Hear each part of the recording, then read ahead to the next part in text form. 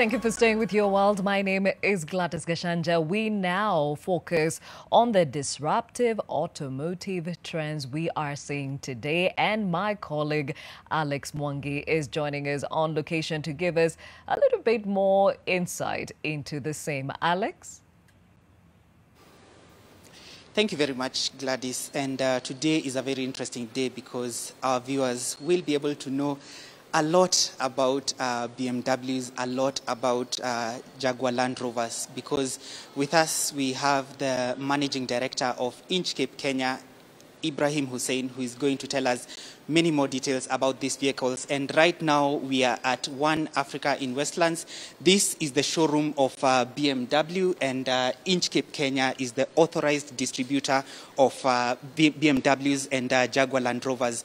So just to begin, maybe tell us how to pronounce the name of the company. That's a good one, because people really butcher the name. It's actually Inchcape. Yeah? Inch like the distance, and cape like a hat. So Inchcape. Yeah. So Inchcape Kenya, what's the history of Inchcape Kenya? Wow, so Inchcape Kenya, we're about 3 years old now, relatively new in the market, but we have a wealth of history from the global company. We're fully subsidiary of Inchcape PLC, which is a listed company on the London Stock Exchange, over 100 years old, and is actually a leader in automotive distribution, from ex-factory all the way to sales and after-sales of vehicles in 5 continents, about 36 different markets, dealing with 40 different OEMs all over the world. Okay. There's a number of brands under Inchcape Kenya, yes. So tell us about them. Yeah, so in Kenya, we actually distribute BMW. We have BMW Motorrad, Jaguar Land Rover, which is the Range Rover, Land Rover section, and Jaguar. And yeah, those are pretty much what we do here. In Africa, our sister company, which is Inchcape in Ethiopia, actually distributes Toyota.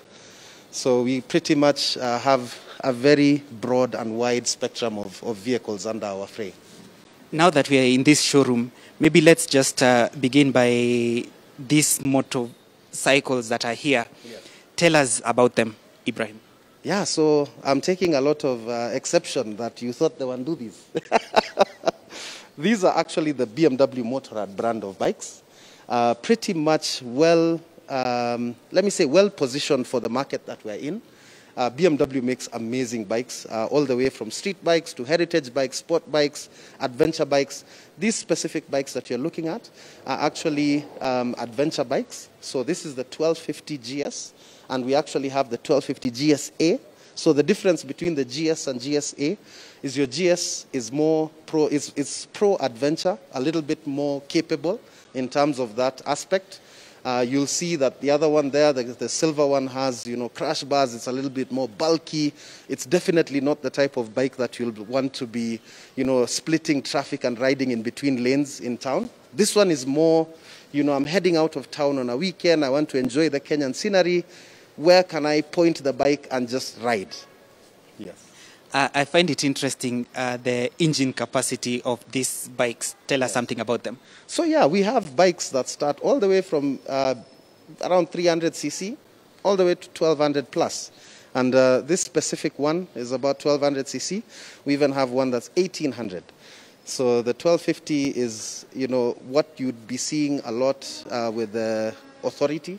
The police, the outriders, the presidential escort bikes in the front, is pretty much a variant of this bike. So if you put it into perspective, many of your cars that are actually, hail taxis range from around 660 cc to 1,000. This one has more than that, and it's a motorbike. It's actually, in terms of the engine capacity, that compares to many vehicles in the Kenyan space. Oh, yeah. And I'm interested in finding out about the top speed that they have, even though it might be restricted in this zone. It's restricted for sure, but it's fairly capable of doing well over 200 kilometers per hour. But you won't be able to do that on our roads, of course, for safety reasons and many other obvious reasons. But it's fairly capable to do well in excess of 200. Yeah.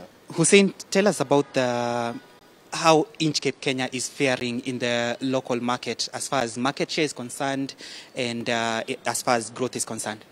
Yeah, I think we've been doing quite well, to be honest. The space that we play in, distributing BMW and Jaguar Land Rover specifically, those two brands put us right in the middle of the luxury segment. So, you know, our competitors in the market are not so many, but within the luxury space, we're currently sitting at around 59% market share combined. And this is from January. Sorry, I was saying, yeah, you can hear the roar. It's a serious sounding bike.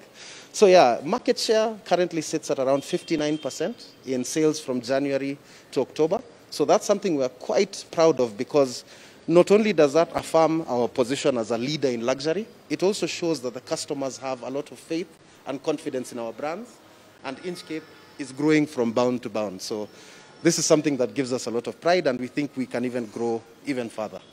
So now that we are next to these bikes, it would be odd for us not to hear the sound of the engine. So I'll request Nyaga, our assistant here, to just put on this bike.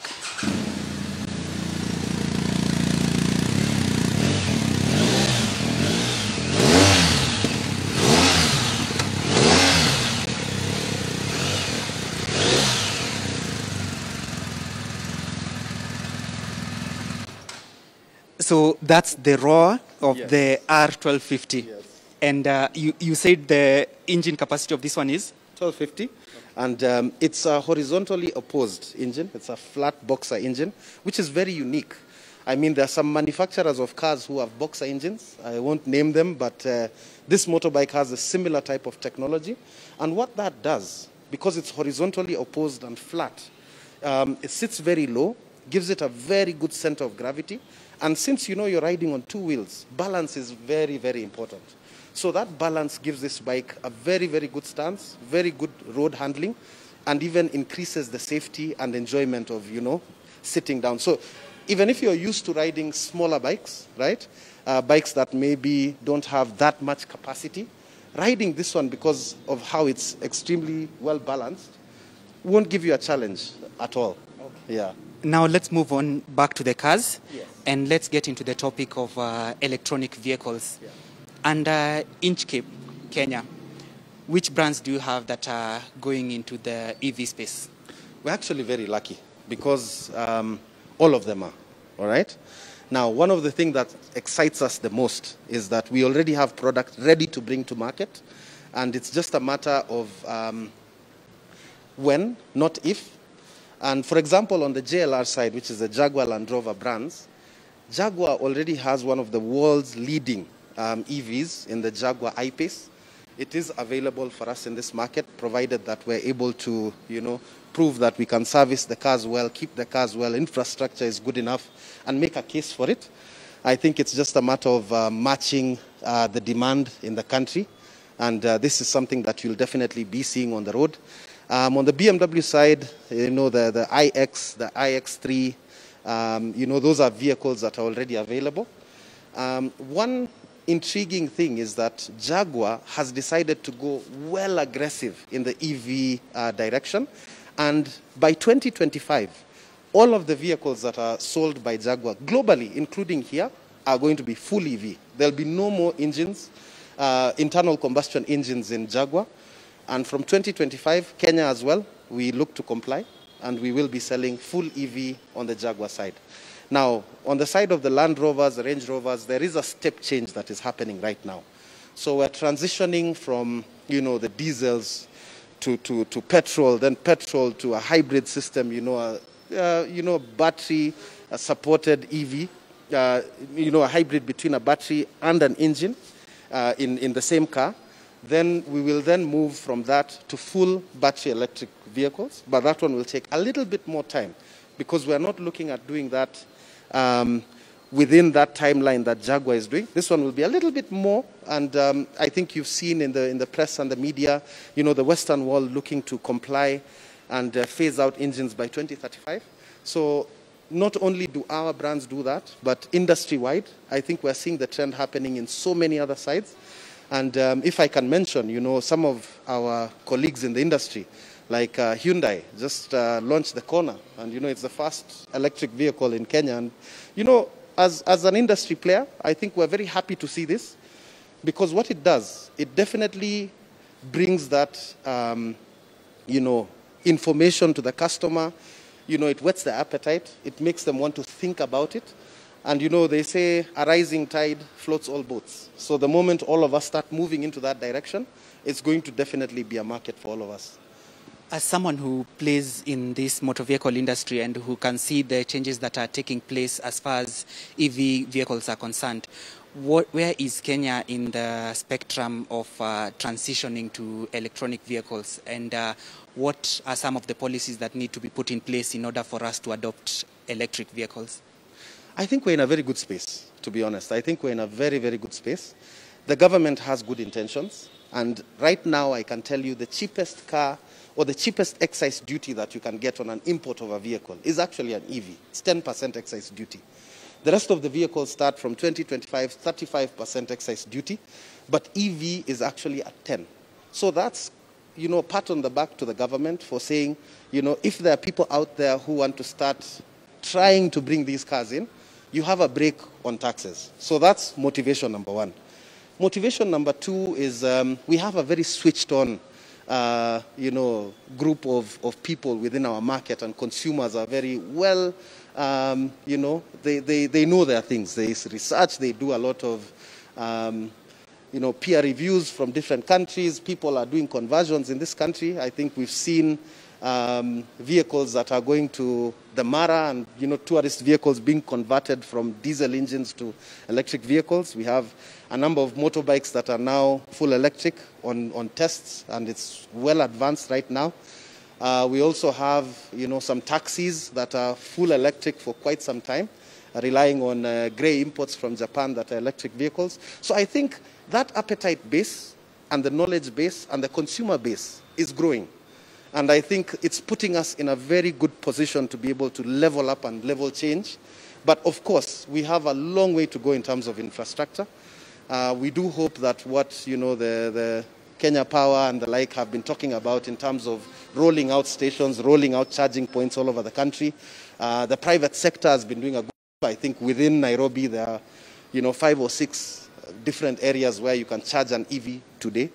Yeah, so I think that becomes a very good platform and foundation for those of us in the auto industry to kind of, dip our feet into that market more aggressively as we move into the next couple of years. We have the BMW X7 here with us. Yes. Maybe give us just a few salient features about this vehicle. I think I'll give you the biggest one. The X7 is actually the biggest BMW ever made. All right. For the longest time, we all know of the sedans that BMW are very famous and world-renowned for. But over the years, BMW has been one of the innovators in moving towards SUVs. And, your X3, largely popular, the X5, supremely a good competitor in the market and has sold extremely well in most of the markets that it is in. So the X7 is actually one of those cars that came in and now is like, a status symbol and, the best that there is from BMW. And we're really happy and lucky to have it. It's been well received in the Kenyan market. We've sold quite a number. It's almost even overtaking the sales of the X5, surprisingly. And it's because, it's a very well-rounded car. It's a 7-seater, the biggest, longest, widest BMW can get. And I think, Kenyans, if it's not big, it's not good enough. Yeah, yeah. So there's an interesting feature that you've told me about, and it's about the height adjustment of this car. Yes, yes. Maybe we could just have a demonstration.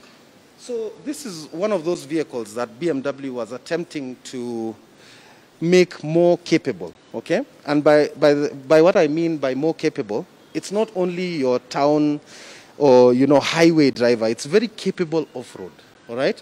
So maybe as you can see, and I think Nyaga is lifting the car up, it actually has about 5 different preset positions that you can ride this car in. And the highest one actually has very, very good ground clearance. You'll do your Mara, you'll do your Amboselis, you'll do your off-roads, Ushago, in the mud, in a BMW, in style. This is very, very interesting. And there's just one other thing that I found very interesting about the door. Maybe could you just show us about how the door locks? So gone are the days when you have to get out of a car and bang the door. Once you place the door in its position, it will actually close. It will suck the door in, and it's called a soft close. There you go. Wow. So if your mheshimiwa is going to be back left, all you need to do is just place the door. You don't have to ruffle their hair or, get in their space and bang the door on them. All you do is just place the door. Okay. Let's get into the vehicle ownership options. Let's get into the vehicle ownership options and begin with the leasing option. Okay. Is it an option that is available to customers, and how does it work? So vehicle purchase options are plenty, and we are very lucky in this market to be very endowed with many options to purchase. Some of the markets that we distribute in, and we're in about 7 markets right now in East and Central Africa, do not have as many options as we do. So to name them out, obviously you can purchase the car outright. That's just a cash purchase, very simple.